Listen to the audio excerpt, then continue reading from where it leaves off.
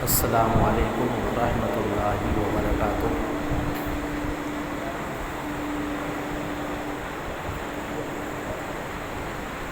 الحمد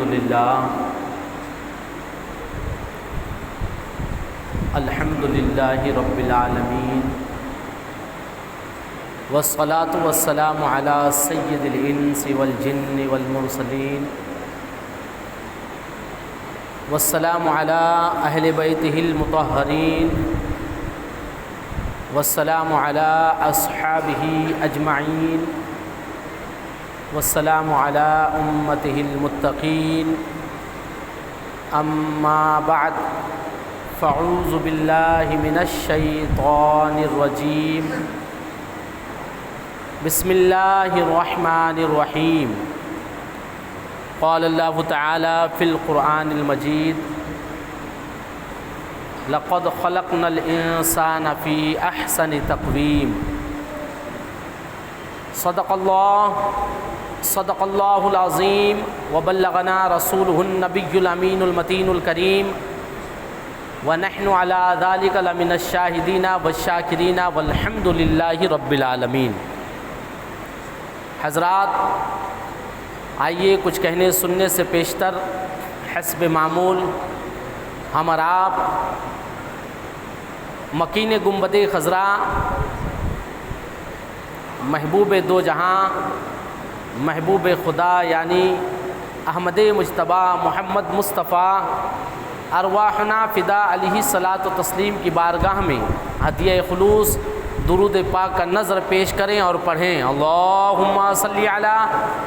سیدنا مولانا محمد بارک وسلم صلاۃ و سلاما علیک یا رسول اللہ صلی اللہ تعالی علیہ وآلہ وسلم۔ میں نے آپ حضرات کے سامنے گزشتہ جمعہ اسلام میں خدمت خلق کی اہمیت عنوان پہ کچھ گفتگو کا آغاز کیا تھا، اور آج میں نے قرآن مقدس کی جس آیت کی تلاوت کی ہے، اللہ رب العزت انسان کی بہترین تخلیق کا ذکر فرما رہا ہے اور انسان کو اپنی بہترین مخلوق کہہ رہا ہے، اور پھر رب العزت نے جب حضرت آدم علیہ الصلاۃ والتسلیم کو زمین پر بھیجنے کا قرآن میں ذکر کیا، پورا قرآنی واقعہ ہے، تو فرشتوں نے کہا کہ آپ اپنا نائب زمین پر انہیں بنا رہے ہیں جو فساد کریں گے، تو اللہ نے کہا جو میں جانتا ہوں وہ تم نہیں جانتے۔ اللہ رب العزت نے انسان کو بہترین کہا اور انسان کو فساد نہ کرنے کے تعلق سے فرشتوں سے کہا کہ تم غلط ہو، یہ فساد نہیں کریں گے، جو میں بہتر جانتا ہوں وہ تم نہیں جانتے۔ انسان کی خوبی ہی ہے کہ وہ اپنے رب کے احکامات کے اوپر عمل کرے، رب کا حق ادا کرے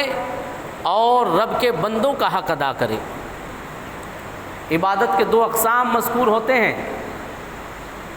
ایک عبادت یہ کہ خدا تعالیٰ کی عبادت کی جائے، نماز روزے وغیرہ،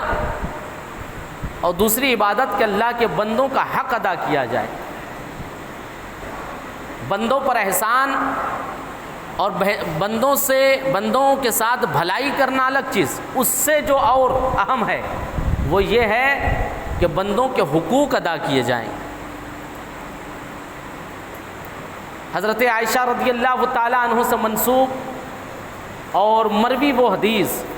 کہ آپ صلی اللہ تعالیٰ علیہ وسلم نے 3 بار قسم کھا کے فرمایا کہ کیا تم جانتے ہو مفلس کون ہے؟ بندوں کے حقوق کی ادائیگی کی اہمیت اس حدیث سے جانیے۔ آج اس پرفتن دور میں جھگڑے، فساد، ناراضگیاں، حسد، بغض، جلن، اس دور میں آقا نعمت صلی اللہ تعالیٰ علیہ وسلم کے وہ احادیث جو انسانیت کی خدمت کے لیے مذکور ہے، اور حضور نے فرمایا ہے جو اللہ کے بندوں کے حقوق ادا کرنے کے تعلق سے اللہ کے رسول نے کہا ہے،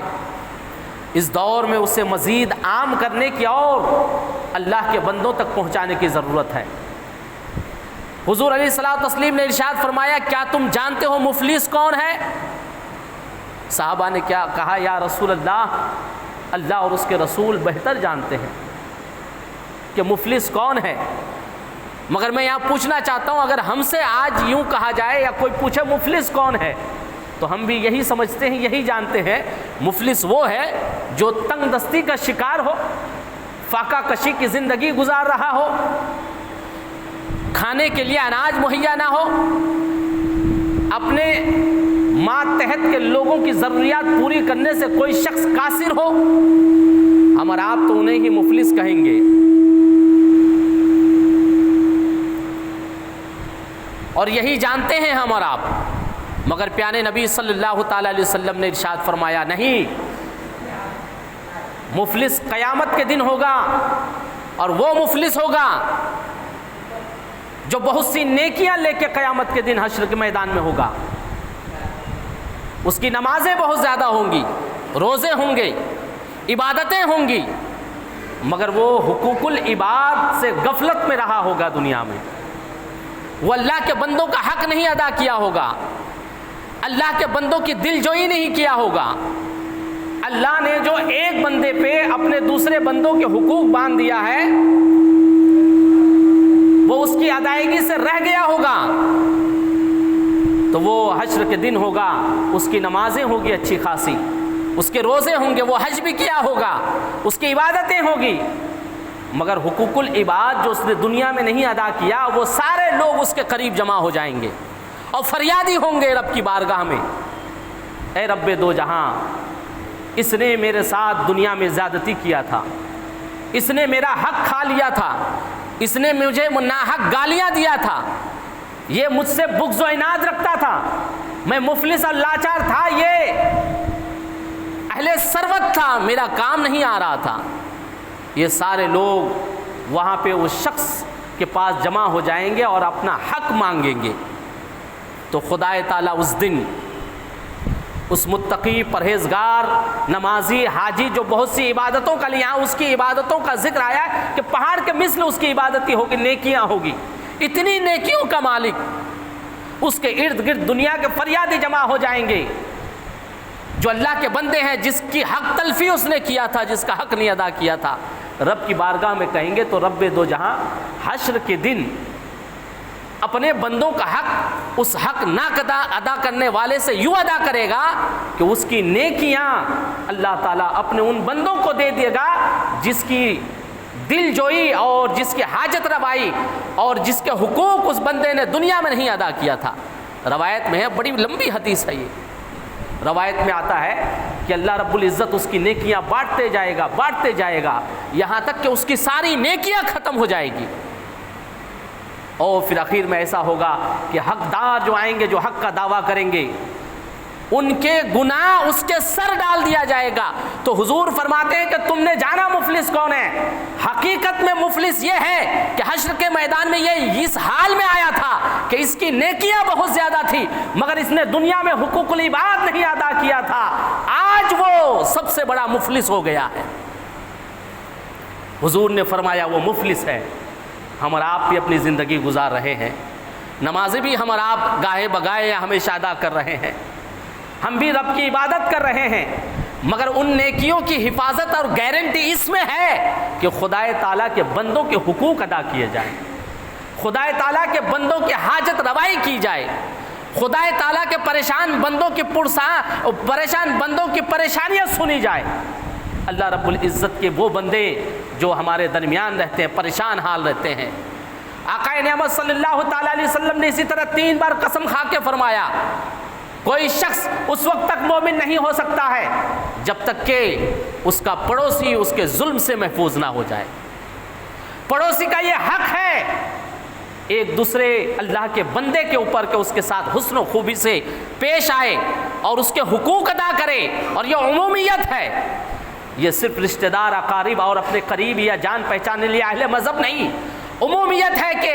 ہر شخص کے ساتھ حسن و خوبی کے ساتھ پیش آیا جائے۔ ہمارا اہل سنت والجماعت میں سے ہیں، اولیاء کاملین بزرگان دین اور صوفیاء کرام کے فالوورز ہیں، ماننے والے ہیں۔ صوفیاء کرام اللہ کے نیک بندوں کی زندگیاں اٹھا کے دیکھیے۔ حضور غوث اعظم رضی اللہ تعالیٰ عنہ کے ذات گرامی سے میں نے یہ ٹاپک لیا تھا۔ آپ کی بارگاہ سے ہر خاص و عام فیض یاب ہو رہے تھے، جو آتا آپ اس کی حاجت روائی فرماتے تھے۔ خدمت خلق کی اہمیت دیکھیے، حضرت ذوالنون بصری سے حج کے موقع سے کسی نوجوان نے کہا، بزرگوں کے کرامتیں سنیے مگر ان کی زندگی کے وہ لمحات، وہ واقعات، وہ ان کے ارشادات سنیے جس سے اپنی زندگی میں روشنی آ سکتی ہے۔ حضرت ذوالنون فرماتے ہیں کہ وہ حج کے موقع سے بلخ کا ایک نوجوان مجھ سے سوال کیا